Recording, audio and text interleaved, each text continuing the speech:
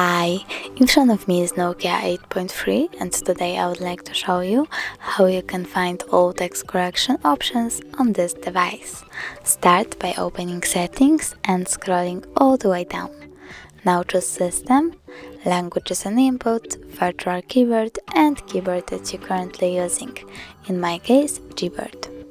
Go into text correction and as you can see all text correction features are over here. If you want to enable or disable one of them, just tap on the switcher next to it. Thanks so much for watching. If you enjoyed this video, don't forget to leave a like, comment and subscribe. Bye!